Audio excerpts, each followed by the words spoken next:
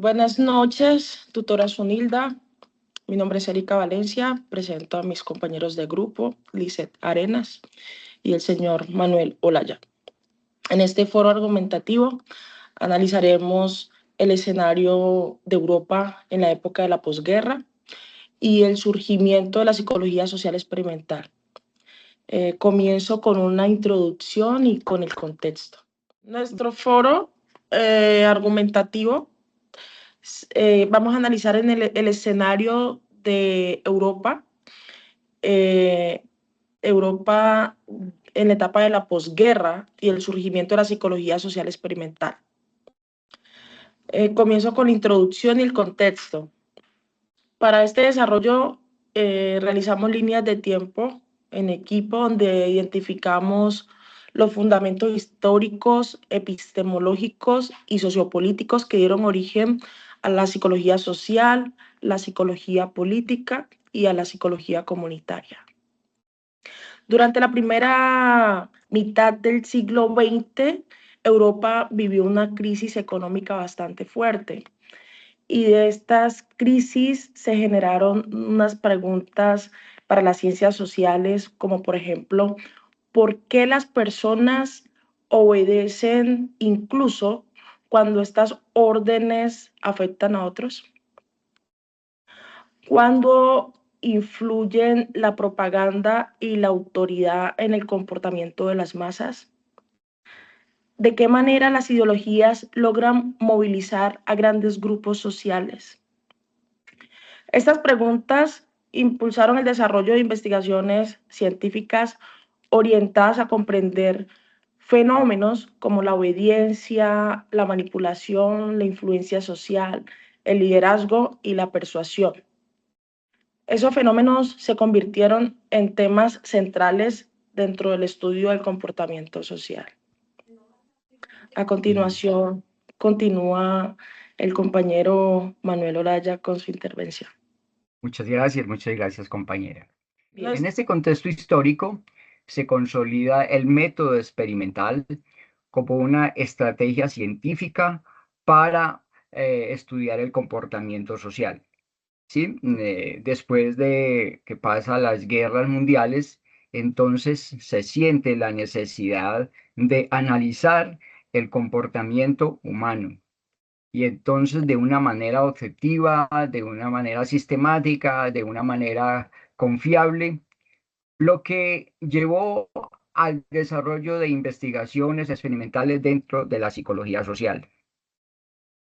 El método experimental permitió estudiar el comportamiento humano en condiciones controladas y además de eso analizar aspectos como aptitudes, la intervención social, también los comportamientos comunitarios.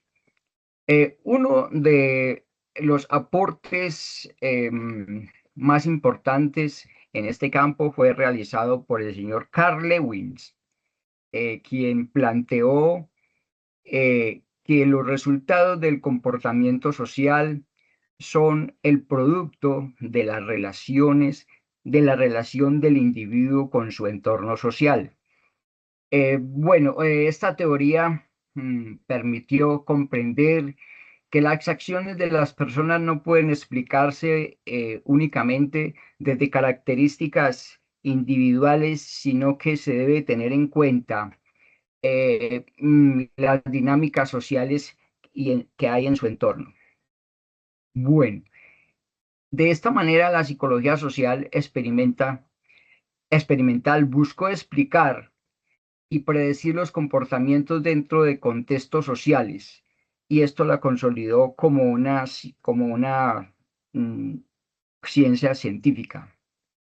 Sin embargo, con el pasar del tiempo, surgieron algunas personas, algunos investigadores que no estuvieron de acuerdo con estas teorías y entonces ellos trataron de explicar que no siempre reflejan la complejidad de los problemas sociales reales. Entonces, con todo gusto, le cedo el paso a la señorita Lizeth. Muy bien. Muchas gracias, compañero. Bueno, hablando ya un poquito de las transformaciones sociopolíticas y de las nuevas corrientes que surgieron a partir de los cambios sociales y políticos del siglo XX.